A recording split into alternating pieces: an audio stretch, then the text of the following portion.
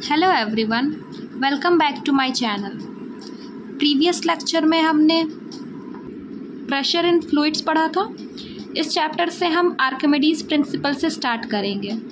तो सबसे पहले हम डेफिनेशन देखते हैं।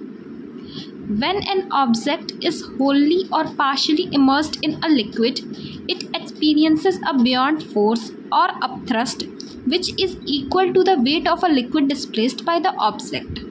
ठीक है, तो देखो क्या कह रहा है कि जैसे हमारा कोई लिक्विड है, ठीक है, कोई भी हमारा लिक्विड सब्सटेंस है, ठीक है, और हमने कोई भी उस पर ऑब्जेक्ट रखा, ठीक है, तो जो भी ये डिस्प्लेस करेगा जगह, ठीक है, उस पे जो बियॉन्ड फोर्स लग रहा होगा वो किसके इक्वल होगा? उसके वेट ऑफ लिक्विड डिस्प्लेस। जितना वो लिक्विड है वो जितना वेट डिस्प्लेस कर रहा होगा उतना ही उस पे बियॉन्ड फोर्स जो अपथ्रस्ट है, ठीक है, जो हमारा जो लिक्विड सब्सटेंस होता है, जो फ्लूइड होता है, जो उस पे फोर्स लगा रहा होगा वो उसके इक्वल होगा। Got it?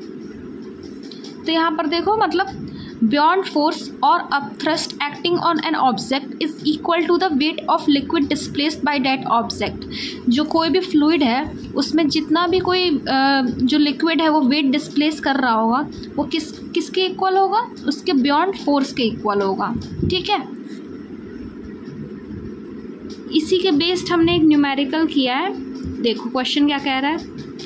When an aluminium is immersed in water, it displaces 4 kg of water. How much is the beyond force acting on an aluminium in newtons बताना है। ठीक है, यहाँ पर g की वैल्यू हमारी 10 मीटर पर सेकेंड स्क्वायर लेनी है हमें। Got it? तो इसमें क्या बोल रहा है कि एक जो एल्यूमिनियम है उसको हमने लिक्विड में डाला है, ठीक है, और वो कितना लिक्विड डिस्प्लेस कर रहा है? 4 kg लिक्विड डिस्प्लेस कर रहा है। तो उस पर कितनी बियॉन्ड फोर्स लग रही होगी वो बताना है। बियॉन्ड फोर्स मतलब अपथ्रस्ट कितना लग रहा होगा लिक्विड के द्वारा। तो अभी हमने आर्किमिडीज प्रिंसिपल में क्या पढ़ा था कि जो बियॉन्ड फोर्स होता है वो किसके इक्वल होता है?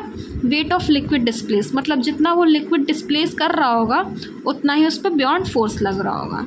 वेट ऑफ लिक्विड हम निकाल लेंगे तो बियॉन्ड फोर्स हमारा निकल जाएगा।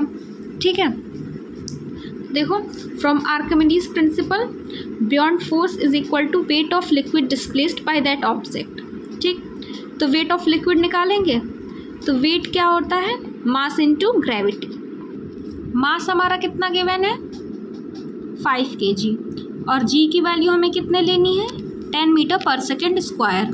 ठीक है, तो वेट ऑफ लिक्विड क्या हो जाएगा? मास इंटू ग्रेविटी, 5 इंटू 10, तो 5 इंटू 10 क्या हो जाएगा? 15 न्यूटन।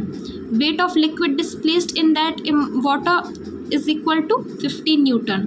तो वेट ऑफ लिक्विड किसके इक्वल होता है? बियॉन्ड फोर्स के इक्वल होता है। तो जो हमारा बियॉन्ड फोर्स होगा उस ऑब्जेक्ट पे वो कितना लग रहा होगा? 50 न्यूटन्स लग रहा होगा। Got it?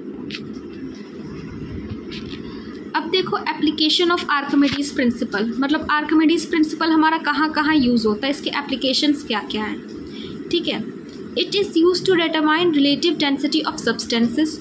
जो भी सब्सटेंसेस हैं उनकी रिलेटिव डेंसिटी को फाइंड करने के लिए यूज़ होता है।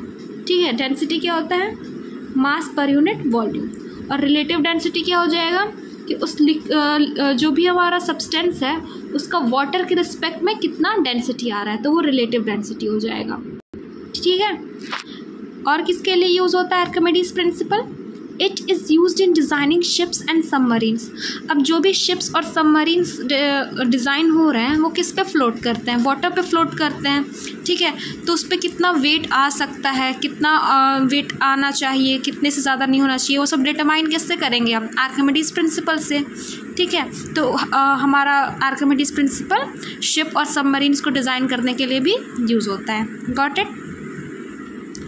अब देखो यहाँ पर एक पॉइंट लिखा है कि ऑब्जेक्ट जो होते हैं कुछ ऑब्जेक्ट वो वाटर पे फ्लोट कर रहे होते हैं, कुछ उसमें डूब जाते हैं। तो ऐसा क्यों होता है? लाइक कुछ फ्लोट कर रहा है, कुछ डूब जा रहा है, ऐसा क्यों हो रहा है भाई? सेम चीज़ें क्यों नहीं हो रही हैं?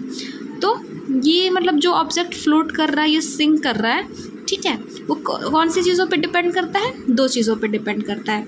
कौन सी 2 चीज़ें हैं? Weight of object acting downwards. Weight कहाँ एक्ट कर रहा होता है ऑब्जेक्ट का? डाउनवर्ड्स की तरफ। और दूसरा क्या है, बियॉन्ड फोर्स एक्टिंग अपवर्ड्स। जो बियॉन्ड फोर्स है, जो अप थ्रस्ट है, वो किधर एक्ट कर रहा होता है, अपवर्ड एक्ट कर रहा होता है। ठीक है, तो क्या कह रहा है देखो, if buoyant force exerted by liquid is less than weight of object, object sink in liquid. अगर जो बियॉन्ड फोर्स है वो क्या है, less than weight of object है, जो ऑब्जेक्ट के वेट है उससे कम बियॉन्ड फोर्स लग रहा है तो ऑब्जेक्ट डूब जाएगा। मतलब बियॉन्ड फोर्स मतलब जो ऊपर की तरफ जो फोर्स लग रहा है वो क्या है, कम है एज़ कम्पेयर टू जो वेट लगा रहा है। तो वेट ज़्यादा लगा रहा है तो किस डायरेक्शन में लगा रहा है, नीचे की डायरेक्शन में लगा रहा है, तो ऑब्जेक्ट क्या होगा, नीचे की डायरेक्शन में जाएगा, मतलब सिंक हो जाएगा। If beyond force exerted by liquid is equal to weight of object, then object will float in liquid. अब देखो, जो beyond force है और जो weight of object जो force लगा रहा है वो दोनों equal होंगे तो object क्या होगा, float करेगा, तैरेगा। ठीक है, if beyond force exerted by liquid is more than weight of object, the object will rise in liquid and then float. ठीक है, अगर जो बियॉन्ड फोर्स हमारा लग रहा है वो किस डायरेक्शन में लगता है, ऊपर की डायरेक्शन में, वो ज़्यादा होगा वेट ऑफ लिक्विड के द्वारा, वेट ऑफ लिक्विड जो फोर्स लगा रहा है उससे, तो जो हमारा जो भी ऑब्जेक्ट होगा वो लिक्विड में क्या होगा, ऊपर की तरफ आएगा और फ्लोट करेगा। Got it? So that's it for this video.